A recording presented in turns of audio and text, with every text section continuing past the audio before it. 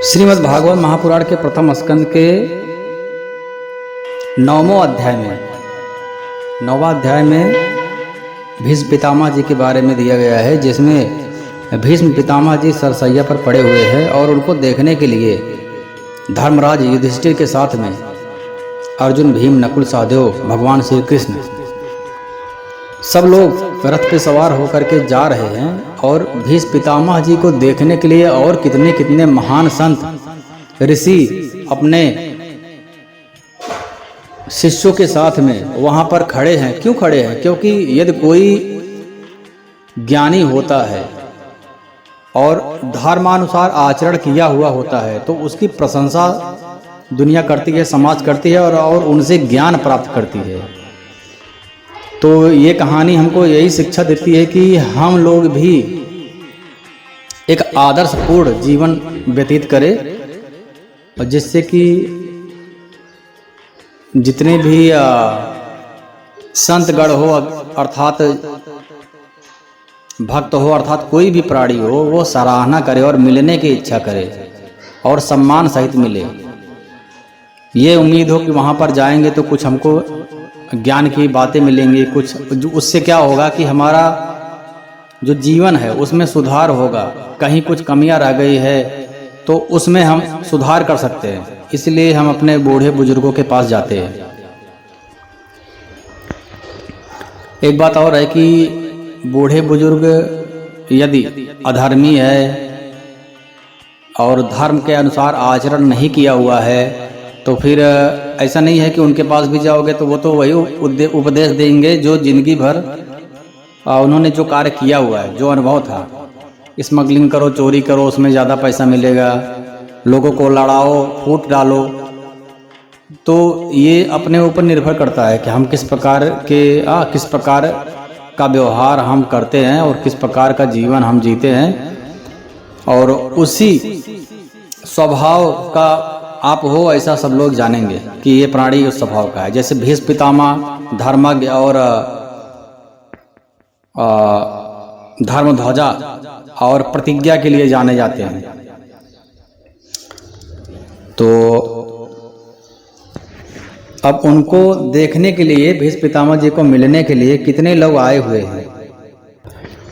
पर्वतो नारदो धम्यो भगवान बादरायणा बृहदस्यो भारद्वाजः सशिष्यो रेणुकासुतः वसिष्ठ इंद्र प्रमदस्थितो ग्रीष्मदो स्थिता काशीवान गौतमो त्रिश्च कौशको रथ सुदर्शना अन्ये च मुनियो ब्रह्मान् ब्रह्मरातादयो मला शिष्य रूपेताः आजुयग्नु कश्यपु।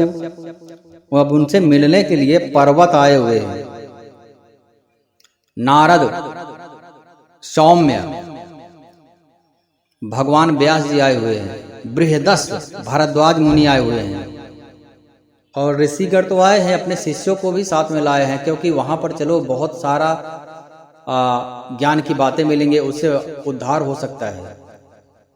जीवन में कैसे जीना है, किससे मनुष्य का कल्याण हो सकता है, यह सारी बातें मिलेंगी जानने के लिए। ऐसे ही संतों के पास लोग क्यों जाते हैं? क्योंकि संतगण अपना अनुभव बताते हैं, क्या करना बहुत सही होता है, क्या करना बहुत गलत होता है, किस बात से भगवान, कौन सी बात से भगवान बहुत ही आनंदित होते हैं और कृपा पात्र हो सकते, क्या काम करोगे जिससे भगवान का कृपा पात्र हो जाओ। यदि भगवान की कृपा पड़ गई तो जीवन और मरण का चक्र छूट जाएगा। जीवन मरण का चक्र तो सब लोग बोलते हैं, परंतु इसमें बहुत ही दुख है। पुनरपि जननम पुनरपि मरणम पुनरपि जननी जठरे सेना। एक माता के पेट में एयर कंडीशन तो है नहीं, जितनी गंदगी चीज़ें हैं सब भरा हुआ है, खून, मांस, हड्डी, मल मूत्र। इसके अलावा छोटे छोटे जीवाणु पड़े हुए हैं जो भी बच्चा होता है उसको काटते रहते हैं। उनको भूख लगती है तो वही बच्चे को ही काटते हैं। तो असह है, उसको शब्दों में नहीं बोल सकते, इतनी पीड़ा होती है। गरुड़ पुराण में कहा गया है, श्रीमद् भागवत महापुराण में भी कहा गया है। तो जब इतनी पीड़ा होती है और उसको कुछ भी रास्ता नहीं दिखता है, तब जब कोई भी रास्ता नहीं दिखता है, उसी समय हर प्राणी को एक रास्ता दिखता है, भगवान का शरण। तब उसको याद आता है, अरे भगवान ही बचा सकते हैं और कोई भी बचा नहीं सकता है। तो यदि ऐसा है और ये बात सत्य है, सबको पता है, तो क्यों ना हम प्रारंभ से ही भगवान की पूजा करें। अब जब हमको समस्या आएगी तब हम भगवान की पूजा करेंगे, तो भगवान बोलेंगे ना पहले तो हमको नहीं भजा, तो जाओ मरो। यदि हम पहले से ही पूजा करते रहेंगे तो भगवान नीचे ही दया करेंगे, करुणा करेंगे, कृपा करेंगे। दुख में सुमिरन सब करे, सुख में करे न कोई। और जो सुख में सुमिरन करे तो दुख काहे का होए। परंतु ऐसे ही प्राणियों का और जितने भी संतगण है, जितने भी अपने शास्त्र हैं, श्रीमद् भागवत महापुराण में यही बताया गया है कि जब आपको सुख प्राप्त है, सुख में भी सुमिरन करो, ऐसा नहीं कि भूल जाओ। यदि सुख में भूलोगे तो दुख आएगा, और दुख आएगा फिर याद करोगे तो कोई भी बोलेगा जब तुम सुखी थे तो मुझे याद किया था क्या। तो ये एक प्रकार का बिजनेस हो गया, एक धंधा हो गया, भगवान का प्रेम नहीं हुआ। और भगवान प्रेम चाहते हैं, तो यहीं पर हम कट जाते हैं।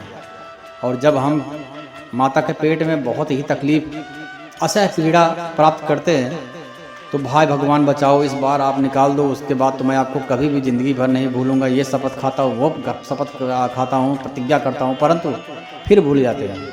और ये सबको पता है कि मरेंगे, फिर से माता के पेट, किसी न किसी माता के पेट में जाएंगे ही ना। घोड़े के जाएंगे, गाय के जाएंगे, बिल्ली के जाएंगे, शेर के, कहीं तो जाएंगे, मनुष्य नहीं बनेंगे तो कष्ट वही मिलेगा।